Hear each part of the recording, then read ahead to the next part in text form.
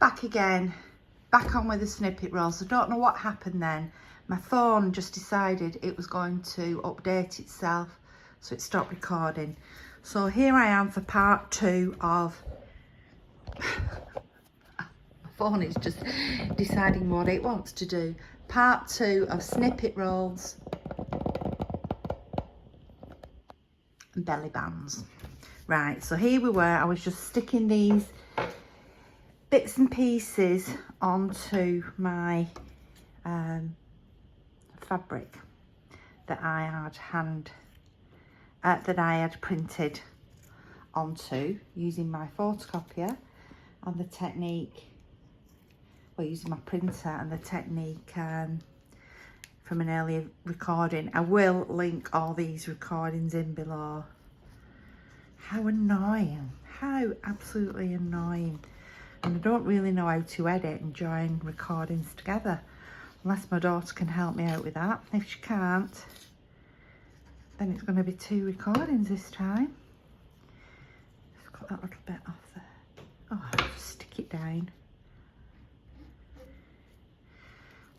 Oh, I'm a perfectionist, so things like that happening to me, I find really quite annoying. Right, so back with my 3-in-1, sticking these pieces down on my printed, my Porch Prints Shabby Woods, or it could be Shabby Fairy printed fabric.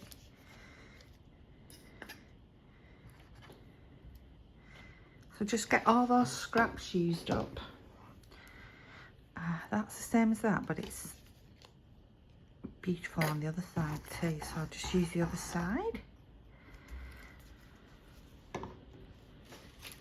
That's a polka dot.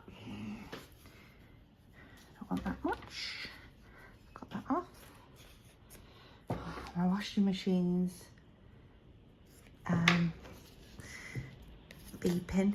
I pegged my washing out today because it's such a blustery day. So get the washing out on the line. My daughter's just rang me from the northeast to say a tree in a garden. Luckily it's only a small tree, but the tree's blown down. So that's a bit of a nuisance. Right, so after I've put those bits down, I put down the lace. So put the more sheer fabrics on top.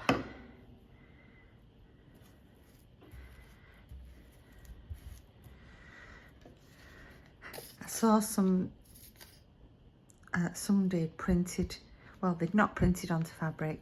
They'd got some fabric, collaged the fabric like this, but then they had made envelopes. I thought, wow, I'm going to try that. Definitely going to try that. This is what I do in bed at night.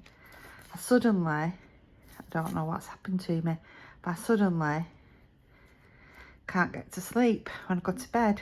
So whereas I used to sit and watch a recording perhaps until about 2 in the morning, up to about midnight, all of a sudden it's 2 in the morning and I'm still watching videos, reading, drinking hot milk. Then I'm up and awake again early in the morning. I don't know if it's an age thing, no idea. I've always been a good sleeper though, gone to bed sort of 10:30ish, slept through, and now all of a sudden it ain't happening for me.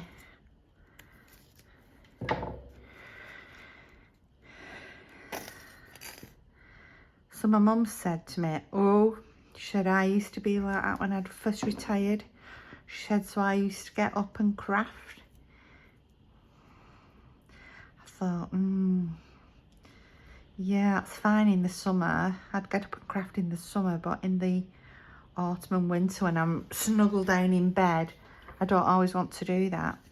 Then on top of this, I put some of the more solid laces.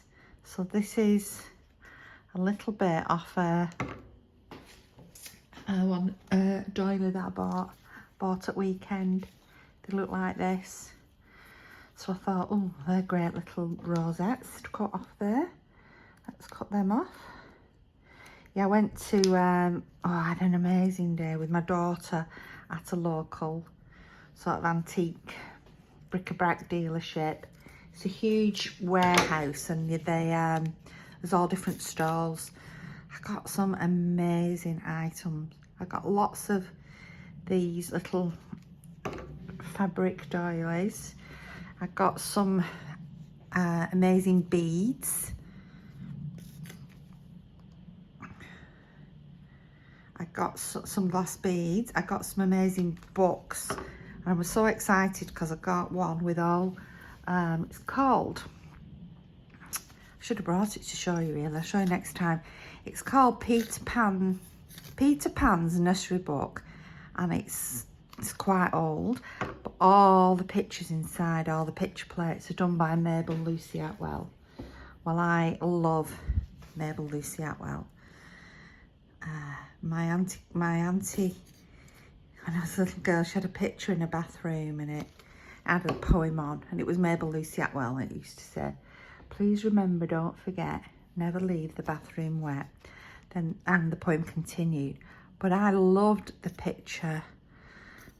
And Mabel Lucy Atwell is so, well, for me, it's difficult to get hold of. I've never really seen any around, and then hey presto, on Saturday, there it was. So do I make a journal out of it? Well, not yet, because I just don't want to yet. Oh, I've got this lace with some, put some of this on lace with pearl. This is green tea dyed laces. This one, because it's crinkled over, I'm just going to run the glue down the middle there. Yeah, so Mabel Lucy Atwell. I got some flower fairies, and I got Gulliver's Travels. I was blown away by the picture plates. They're absolutely amazing. So then it's like, what do I do? Because I just love these books. I don't want to cut them up yet, but yeah, I want all the plates. So I'll probably have to scan them in to use and print onto like coffee dyed paper or something, but just don't want to yet. I just keep looking at them, they're so pretty. Right, that's done. So you just peel that paper off. So that is done, so that needs to dry. So I'll just swap that over with the one that I did earlier. So here I will get, it's up to you how sort of the width you want your snippet roll. So you would literally make that decision and then cut. So this one is actually just the width of my ruler, which is, it's 3 centimeters or 1.5 inches, inch and a quarter. So what I then did, now you can, if you want to do, is back that, because you've got all your little glue marks through from your 3-in-1. So if you wanted to back that, you can do.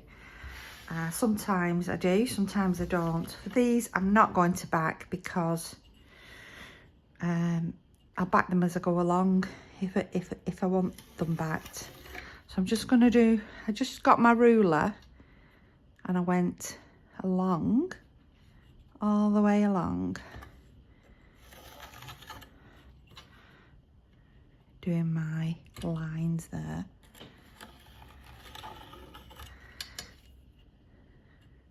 So that's what I did.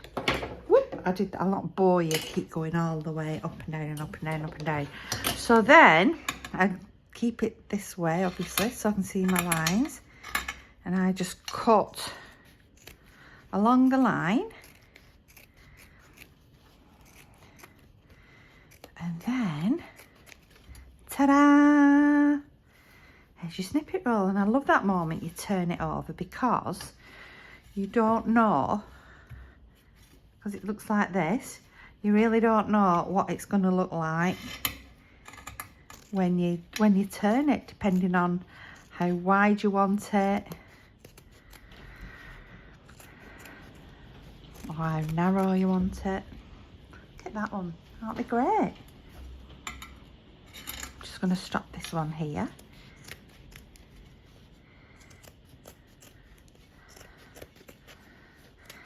So I actually might sort of make some sort of envelope out of that one. Anyway, I'll pop that there. So yeah, so I end up with all these pieces, and then what I do is using my sewing machine, or you could hand stitch them or glue them, I then put them together like this, pop a pin in, and stitch down. So then I end up with the long ribbon like this. So you can see here where I've stitched there, I've stitched down there, I've stitched, and this just adds to the overall shabby chicness. Stitch down there, stitch down there. But then I also went along the edge, and you see I did the zigzag stitch. I went a bit wonky there. Did the zigzag stitch on the sewing machine all along. It's like that on the back. With other snippet rolls, what I've done is I've gone along, I embellish the snippet roll as I use it. So I might sew charms on, little trinkets and things. So what I did on this one, I'll just take it out. I stitched buttons on. I think buttons with cotton in look better than little naked buttons. Buttons with cotton in, to me, tell more of a story. So I love it if I find buttons with cotton in, then I can just glue them on. Otherwise, I stitch them on and put cotton. And I've got loads and loads of buttons made, loads. But I bought this at the antiques place. This was £1.50. And it had all these little vintage buttons in, and most of them are mother of pearl. So I was like, yippee! So I've used 3 of them there, 1, 2, 3. And on the back, I put some extra bling, some extra little wedding dress appliques. There's a little squashed paper flower here, and I put a little bit more trim So I'll just pop that back. Oh, so then I measured my page. So these I think are they 8 centimetres? Nope, 6. My page is just over 6 centimetres long. So I measured my page. I would have got just over 12 centimetres of my snippet roll. I folded it at the top and stitched across so that I get a nice sharp crease there. Then at the bottom I stitched it. It looks like it's on crooked, but it's not. It's actually the fabric.